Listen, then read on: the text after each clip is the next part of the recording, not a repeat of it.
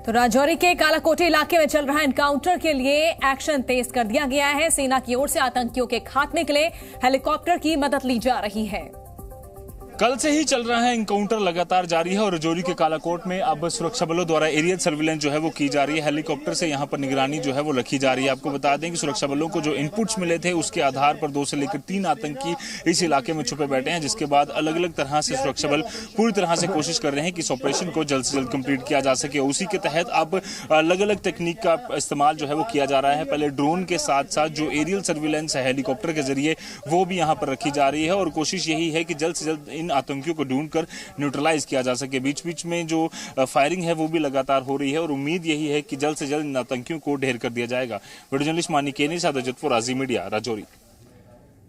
और चलिए ज्यादा जानकारी के लिए सीधे रुक कर लेते हैं जी मीडिया संवाददाता रजत वोरा का। रजत, कुछ देर पहले की तस्वीरें हमने अपनी टीवी स्क्रीन पर देखी, दर्शकों को दिखाई, आपकी रिपोर्ट भी हमने देखी। आप ग्राउंड जीरो पर पहुंचे और आपने बताया भी कि किस तरह से अलग अलग तकनीक का इस्तेमाल यहां पर किया जा रहा है। लेकिन ये जो कालाकोट इलाका है जहां पर ये 2 से 3 आतंकी छिपे बैठे हैं, किस तरह का इलाका है? आखिर आतंकियों को ढूंढना कितनी बड़ी चुनौती है सेना के लिए?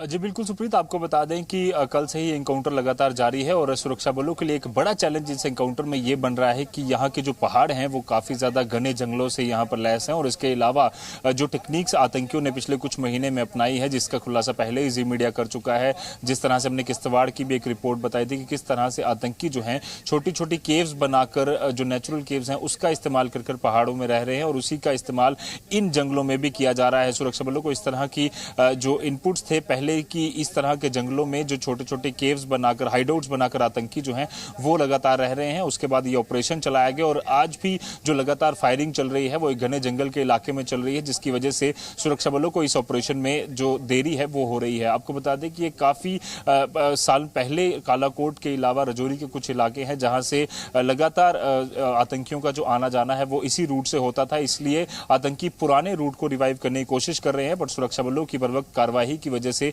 लगातार आतंकियों के जो मंसूबे हैं उन पर पानी फेरा जा रहा है और वही कारण है कि पिछले करीबन 1 जनवरी से लेकर अभी तक 24 आतंकियों को सुरक्षा बलों ने ढेर किया और ये जो 3 आतंकी है, उम्मीद ये जताई जा रही है कि इन्हें भी जल्द से जल्द ढेर कर लिया जाएगा और सुरक्षा बलों को इस ऑपरेशन में भी बड़ी कामयाबी हाथ लगेगी।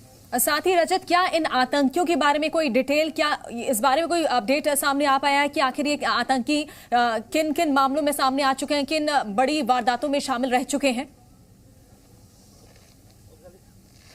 जी सुप्रीत, अभी तक इस तरह की जानकारी नहीं है, बट जिस तरह से आपको बता दें कि डीजीपी दिलबाग सिंह जम्मू कश्मीर पुलिस के, उन्होंने पहले ही कहा था कि जम्मू कश्मीर से जीरो यहाँ पर जो ज्वाइनिंग है वो आतंकियों की हो रही है, तो लगातार पाकिस्तान की तरफ से ही आतंकी इन्फिल्ट्रेट कर यहाँ पर भेजने की कोशिश जो है वो आईएसआई और आतंकी संगठन कर रहे हैं। ऐसे में इस तरह की भी अंदेशा जताया जा रहा था कि 3 से लेकर 4 अलग अलग टेररिस्ट के, 5 से लेकर 6 आतंकियों के जो ग्रुप्स हैं 3 से 4। बिल्कुल रजत, उम्मीद करते हैं कि जल्द से जल्द इन आतंकियों को पकड़ा जाए, इनका खात्मा हो सके। बहुत बहुत शुक्रिया आपका तमाम जानकारी के लिए।